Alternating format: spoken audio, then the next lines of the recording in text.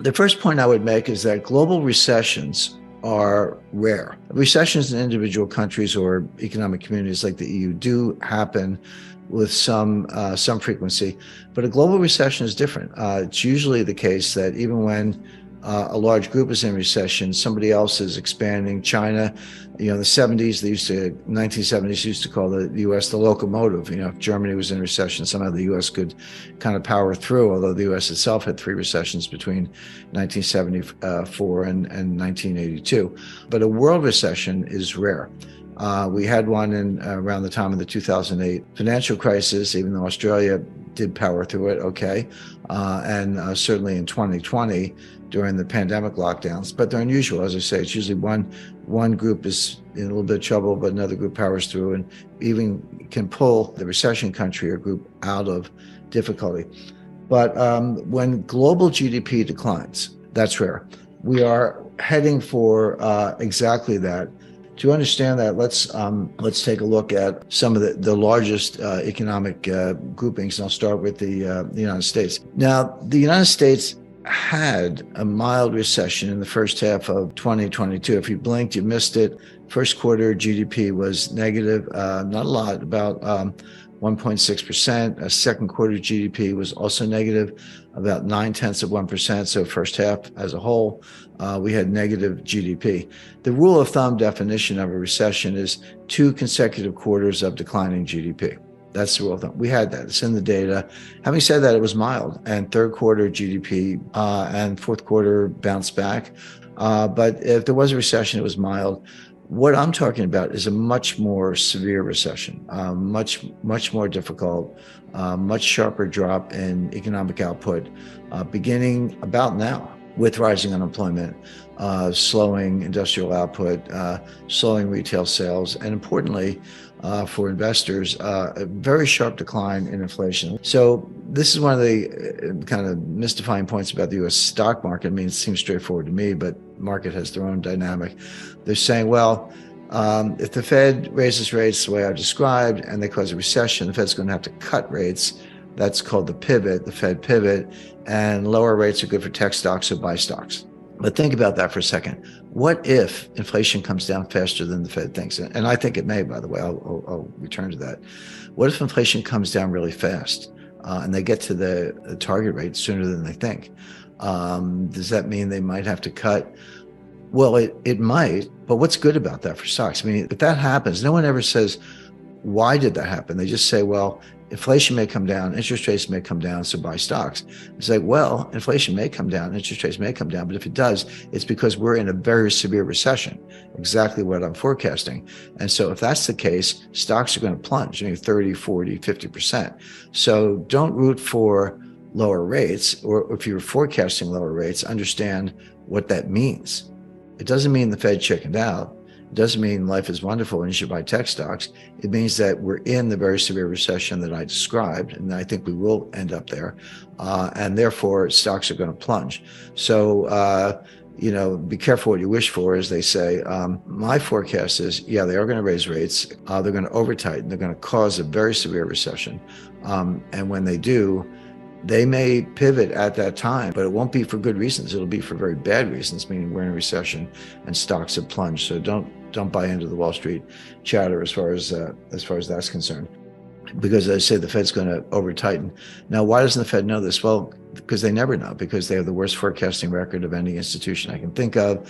Their entire history since 1913 is one blunder after another.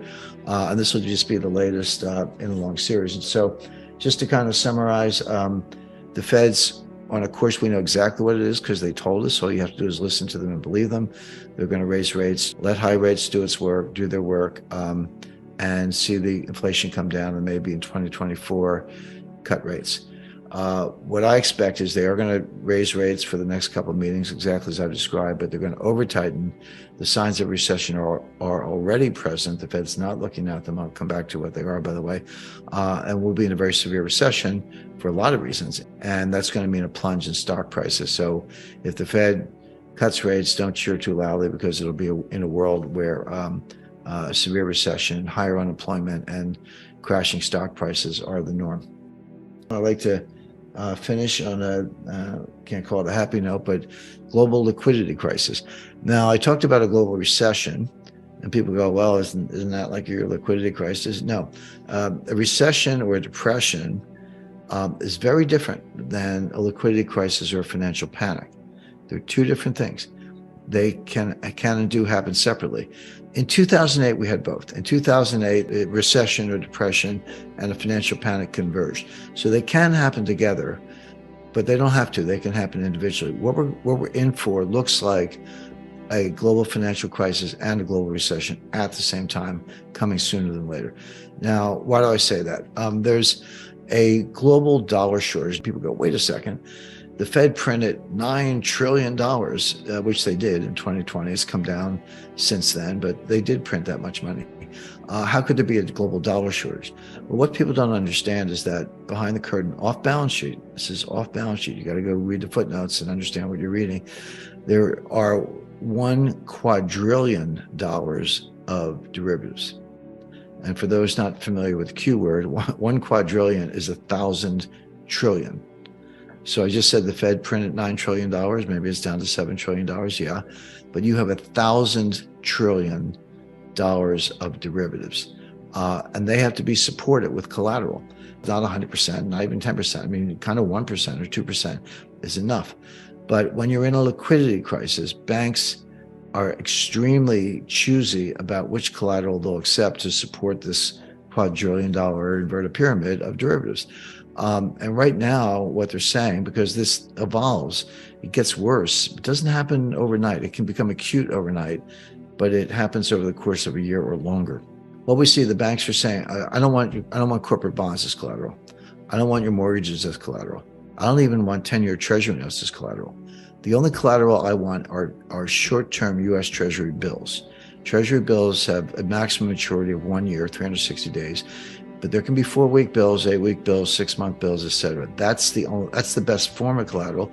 It's the most liquid, easily traded, low volatility, easy to repledge. It's by far the best form of collateral. That's all the banks want right now. But if you're a foreign bank, you need dollars to buy the dollar-based collateral. If you want Treasury bills that are denominated in dollars, you need dollars to buy the bills.